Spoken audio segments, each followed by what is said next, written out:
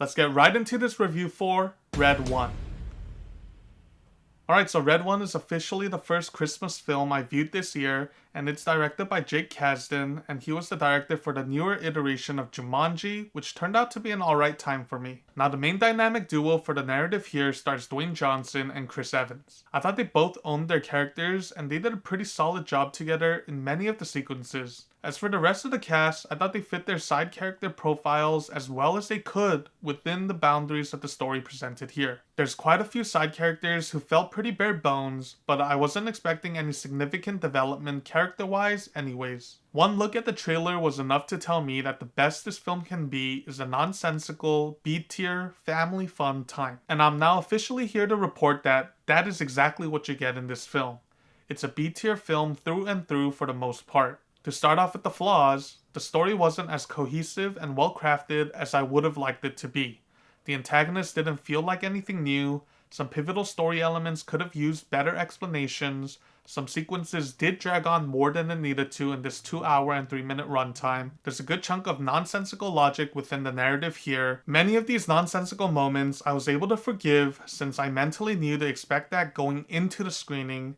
Yet, there are still a few incredibly absurd moments here that I thought actually hurt the story a bit by dwelling into the C-tier level of storytelling, which is never a good idea for a film. But at the end of the day, this film knew it wasn't going to win award categories or shine spectacularly as an original film. It 100% owns up to the fact that it's a silly film with sequences that are, for the most part, passable enough to be a popcorn flick that can cater towards a typical family fun night out at the theaters. And I have to say the film certainly was a decent time, nothing more, but possibly less, depending on how high you set your expectations for this film. There's enough budget here for some well-crafted creative moments, some surprisingly decent, hearty dialogues, and energy within the actors here to match the tempo of this absurd narrative. And one particular aspect I think the film excelled at more than I expected was imbuing both the holiday spirit of Christmas and the mythological aspects of Santa Claus. There was enough creativity on this end which was visually fun to see and even allowed me to forgive some of the more generic moments in the film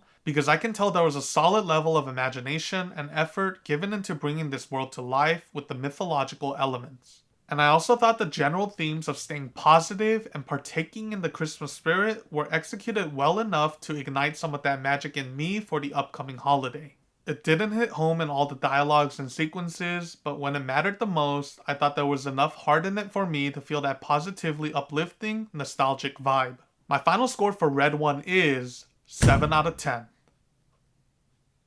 It's an alright one-time watch cinematic experience for me, definitely a decent family night out too, and as I said, my expectations were never really that high, so I didn't end up feeling all too disappointed by the end. To sum this film up, it's definitely not the best, nor the worst film I've seen to imbue the holiday spirits. Thanks for checking this review out. Please like and subscribe if you want to see more content like this on the channel, and I appreciate your continued support here. It does mean a lot to me, so thank you, and until the next upload, peace.